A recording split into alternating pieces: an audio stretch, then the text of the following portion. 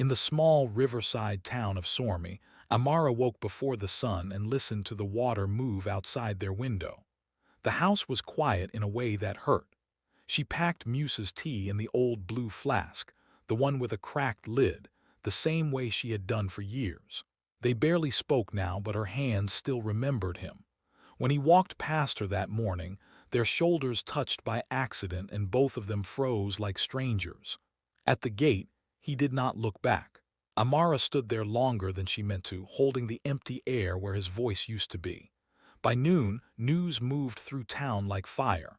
Musa's boat had capsized near Kiowa Bend. People ran. Amara walked. Every step felt slow and fast at the same time.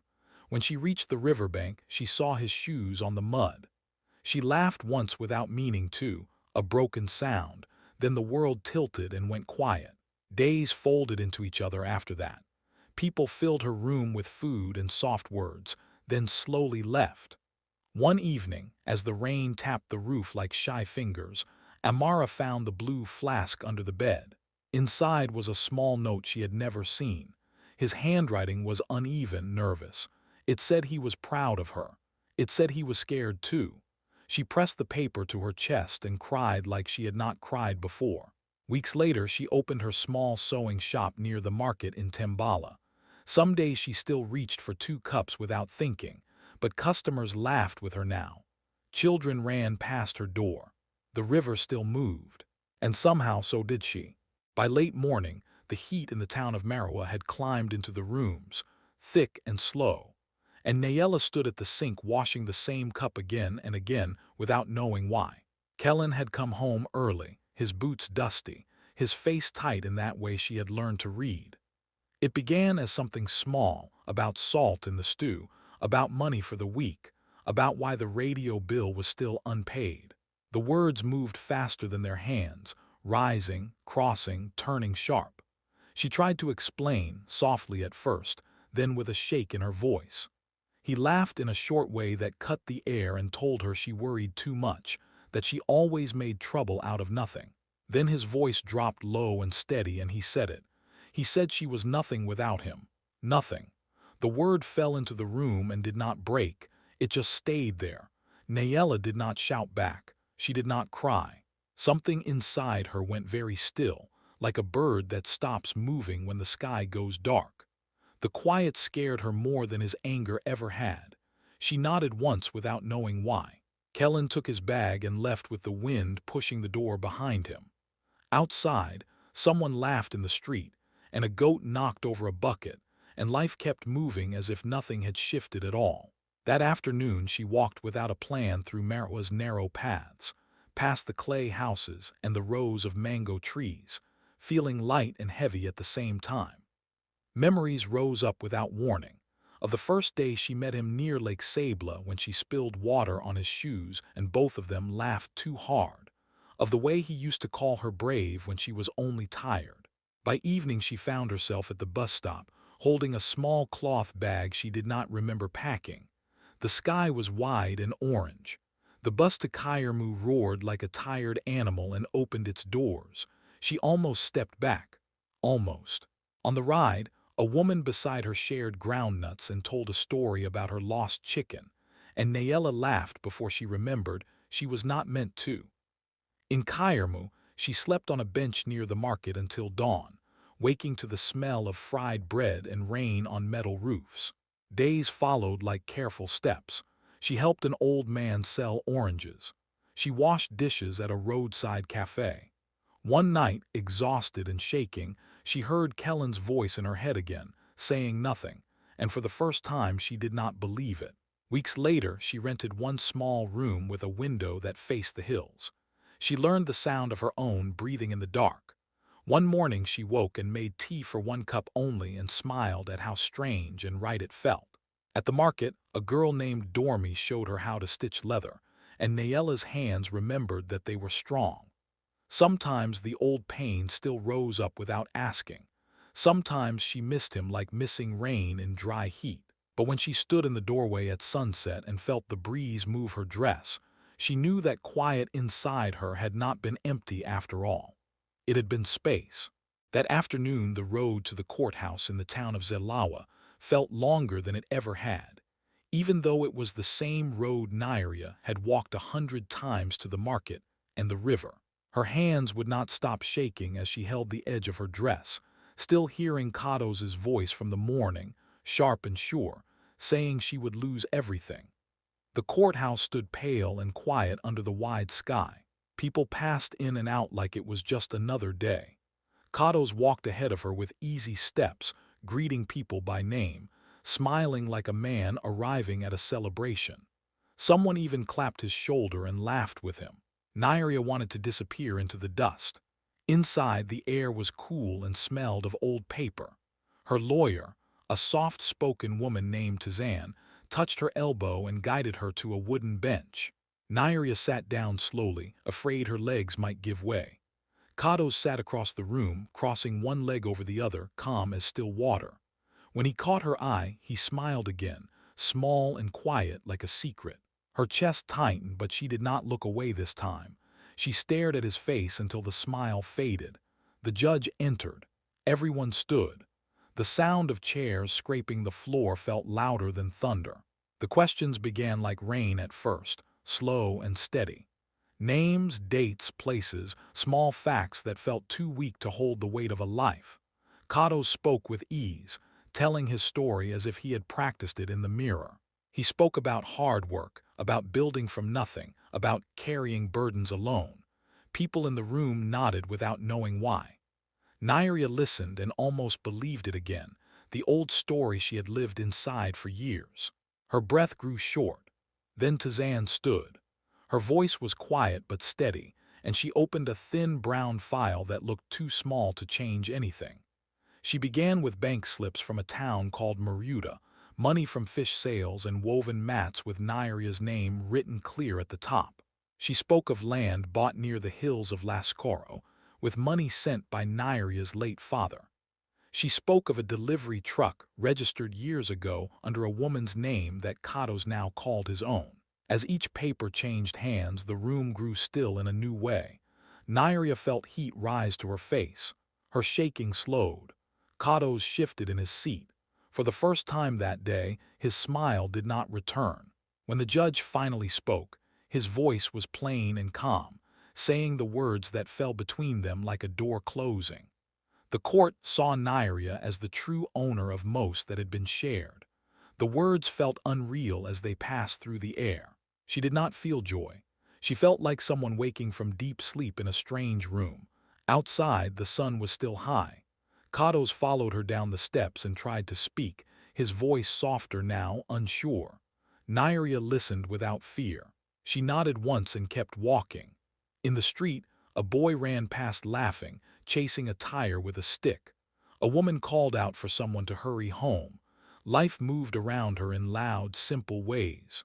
She stood for a moment, feeling the ground solid under her feet, and for the first time in a very long while, she felt that solid inside too.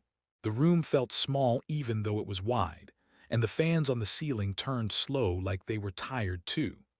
Leona sat on the hard bench in the courthouse of Timraco with her hands folded tight in her lap, her eyes on the floor.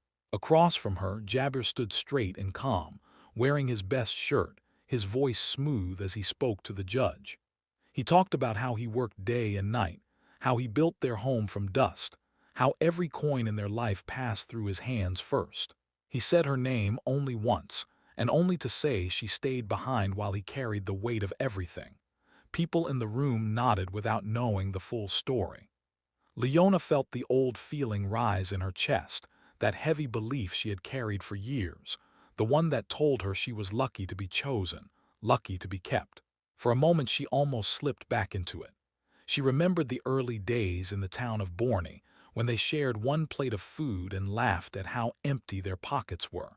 She remembered selling fruit by the road while he dreamed out loud. The judge kept asking questions about their marriage, about the shop, about the land near the river, about the debts that had followed them like shadows. Jabir answered fast, steady, sure. Leona's heart beat so loud she was sure everyone could hear it. Then her lawyer, a quiet man named Serato, stood up and opened a wide folder that looked heavy with time. He did not raise his voice. He did not rush. He placed one paper down, then another. Bank records from Malwa town with Leona's name written clear in blue ink. Old loan papers for the first small shop they opened, signed by her hand when Jabir was too afraid to risk it. A land contract near Lake Nyaro that carried her father's thumbprint and her own careful writing beside it. The room shifted without sound. A few people leaned forward. Someone in the back stopped whispering. Serrato spoke of long mornings Leona spent selling cloth in the sun, of nights she stitched by candlelight when power failed, of how each small earning stacked into something real. Leona stared at the papers like she was seeing her own life for the first time, laid out flat and clear for strangers to touch. Jabir's voice broke once as he tried to interrupt, then fell quiet. The judge studied each page slowly, asking for dates, for proof, for names. Leona's mouth felt dry, but her hands no longer shook.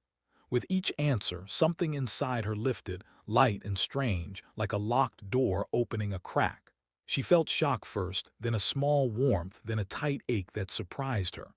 When the judge finally looked up, his eyes rested on her longer than before, not hard, not soft, just steady.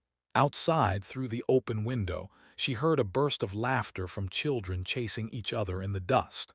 It sounded wrong and right at the same time. She did not know yet what the ruling would be, but she knew something had already changed. The past no longer belonged only to his words. It had found its way into the open, and for the first time it spoke in her voice too. The room in the courthouse of Jorma felt tight with breath as the papers kept moving from hand to hand, slow and careful, like something fragile. At first it was only small numbers read out loud, quiet figures that sounded almost harmless. Then the full truth began to rise, piece by piece. Most of the savings, the judge said, came from a tailoring shop in Naliko Market, a shop owned by a woman named Abeni. A soft sound moved through the room, not quite a gasp, not quite a whisper. Abeni sat very still, her eyes on her folded hands, remembering the long days behind her small wooden table, the whir of the old sewing machine, the way her foot used to ache at night. She saw herself again measuring cloth on the dusty floor, laughing with customers, stitching late by lantern light when the power died. The land near the hills of Terlu, the judge continued, was bought with money from her father's passing in the town of Kaisum. Abeni felt a sudden heat in her chest at the sound of her father's name. She remembered his tired smile, the way he pressed the folded papers into her hand and told her to use them wisely. Even the delivery truck, the one her husband Bako loved to park out front like a prize, had been signed under her name years before. The room changed without anyone standing up. Faces shifted. Some heads turned to look at her like they were just now seeing who she had always been. Bako's shoulders dropped a little. His mouth opened once, then closed. No one rushed him to speak. The quiet was different now. It was full. Abeni felt dizzy, like she had stood up too fast after sitting for too long. Her lawyer, a calm woman named Ritali, touched her arm, warm and steady. Memories came back in a rush, not loud but heavy with feeling. The first dress she sold for real money. The day she bought her own needles instead of borrowing. The night she walked home in the rain with wet cloth on her head because she could not leave it behind. All those small moments she had stored away without giving them much value now stood tall in the middle of the room. She felt shock first, clean and sharp. Then something softer spread in her chest, slow and strange. Bako looked at her in a way she had not seen before, not proud, not angry, just unsure. The judge spoke again, steady and clear, but Abeni barely heard the words. Outside the open window, a bird burst into laughter like a broken song. Someone in the hall dropped a book. Life moved on with its small sounds while something big shifted inside her. When the court paused, Bako leaned close as if to speak. His voice came out low and thin. Abeni listened without shaking this time. She nodded once, not in yes, not in no, just in seeing. When they stepped out into the sun, the light felt too bright at first. The street of Jorma was loud with sellers calling out, children running, a woman singing as she swept dust from her doorway. Abeni stood still and let the noise wash over her. For years she had believed her work was only a shadow behind his. Now it stood in full light. She did not feel like cheering. She did not feel like crying. She felt like someone who had been carrying a heavy bundle without knowing its worth, and had finally set it down to look at it. That evening, when she returned to her small room near Naliko Market, she ran her fingers over the folded cloth waiting for her hands. The old sewing machine creaked once, then hummed. And in that soft, steady sound, she felt something like hope rise without asking for permission. The courtroom in the town of Calaro held its breath in a way that made the air feel thin.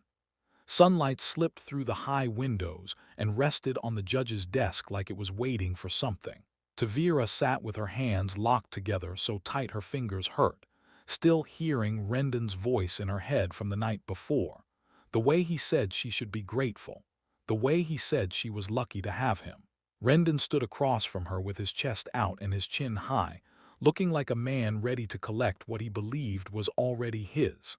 The judge lifted his eyes from the last paper and looked straight at him. His voice was not loud. It did not need to be. He said one simple sentence, slow and clear, that the court saw Tavira as the main builder of their wealth and the legal owner of most that had been shared. The words moved through the room like wind through dry leaves. Rendon's body shifted in a strange way, like something inside him had suddenly broken. His shoulders dipped. His smile vanished. For a second he looked small, almost lost, like a boy who had taken a wrong turn and could not find his way back. Tavira watched his face change and felt nothing like victory. Her heart did not lift. Her hands did not fly to her mouth. She only felt a deep, quiet shock, the kind that spread slow and wide. It was not about what she had gained. It was about all the years she had believed she had nothing. Her mind moved backward without asking, back to the long mornings at her food stall in the market of Sanico, stirring hot oil while the sky was still pale, laughing with other women while their children slept on sacks nearby. She saw herself counting small coins under the table, hiding them in a tin so they would not be spent too fast. She remembered the loan she took alone in the town of Bissari to buy the first large pot, how her hands shook as she signed her name. She remembered the land near the edge of Mavaro that her mother left her, how she cried the day the paper was placed in her hand because it felt too heavy with meaning. All of it had been there all along. She just did not look at it the right way. Rendon tried to speak then, his words coming out uneven, like a song he no longer knew how to finish. The judge raised one hand, and the room went quiet again. Tavira felt the quiet settle on her shoulders, not like a weight this time, but like a blanket after a cold night. When it was over and people began to move, Rendon walked past her without meeting her eyes. Outside the courthouse, the world sounded too loud at first. A woman burst into laughter near the gate. Two boys argued over a ball made of tied cloth. A man called out the price of oranges like nothing important had just happened at all. Tavira stood still for a long moment, breathing in dust and sun and noise.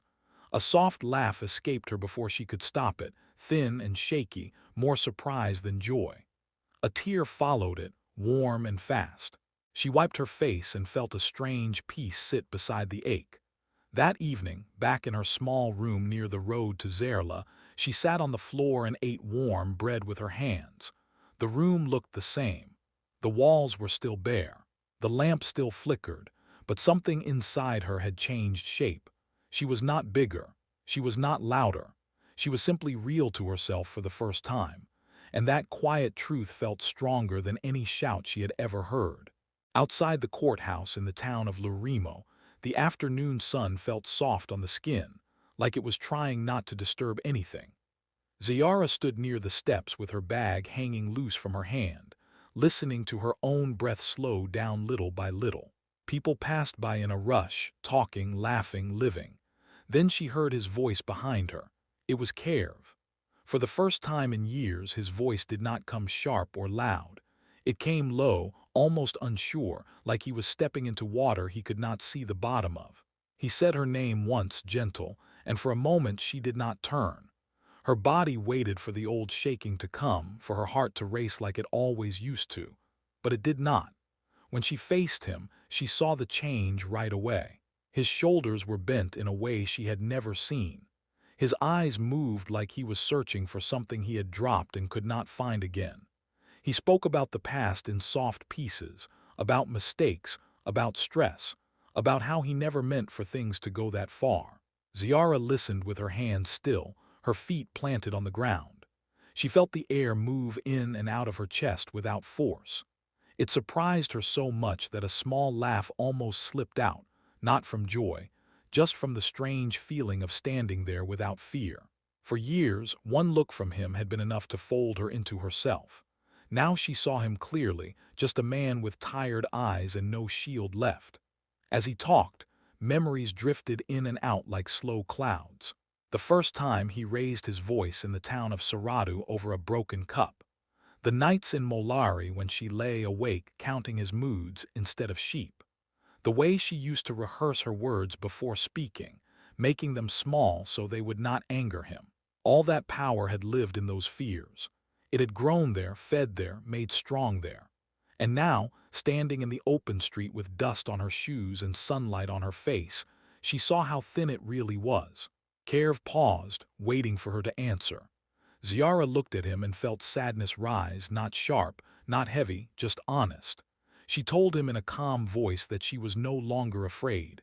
The words came out simple and clean. His mouth opened slightly as if the air had been pulled from him. He nodded once and stepped back like someone who had reached for a door that was no longer there. When he walked away, his steps were slow and uneven. Ziara watched him until he turned the corner and disappeared into noise and movement. A warm breeze lifted the edge of her scarf. Somewhere nearby, a group of women burst into laughter so sudden and full it made her smile without thinking. Her smile stayed. On the long walk back through Lurimo, she noticed things she had stopped seeing years ago. Yellow flowers pushing through cracks, a boy racing a tire with a stick, the sound of a radio playing an old love song from an open window. That evening, in her small room near the road to Turkey, she made tea and sat on the floor by the door. The silence was no longer heavy. It was kind. She thought about how all those years she had believed her strength lived inside him. Now she understood it had been inside her the whole time, waiting quietly like a light behind closed eyes. And as the sky darkened and the first stars slipped out, she felt something warm settle into her chest, not loud, not wild, just steady and true. That evening in the town of Alaro, Sumi stood in front of the same blue door she had opened every day for years, but her hand trembled as if it were the first time. The key turned with a soft click. Inside, the room smelled like dust and old light. Nothing had changed, yet everything had. She set her bag down slowly as if the floor were fragile. The chair by the window was still there. The small table with one uneven leg still leaned to the side. She made tea the way she always did, careful and quiet, listening to the water begin to sing. Outside, the sky was deep orange, the kind that makes you feel both heavy and soft at once. She sat by the window and watched smoke rise from cooking fires across the road. Her body felt tired in a deep way. Her heart felt bruised. For a moment, the weight of the day pressed into her chest and she closed her eyes. She thought of all the years she walked into this house feeling like air, like something that passed through without shape. But as she breathed in the steam from her cup, she felt something new move inside her, slow and steady. Not loud, not proud, just real. She thought of the road back from the courthouse in Farani, the way her legs shook and yet kept moving. She thought of her own voice sounding calm for the first time. A soft laugh escaped her before she knew why, small and surprised. It felt strange on her lips. Outside, a group of children ran past chasing a torn plastic ball, their laughter wild and careless. A woman nearby began to sing as she washed clothes, her voice thin but strong. Sumi rested her head against the window frame and let the sounds fill the room. She still felt sad. She still felt tired. But the small feeling that once lived in her chest was gone. In its place was space. That space felt like freedom, like air after a long time underwater. When the sun finally slipped away and the room grew dark, she lit one small candle and smiled at its steady flame. For the first time in years, having nothing no longer felt like loss. It felt like the start of something she could finally call her own.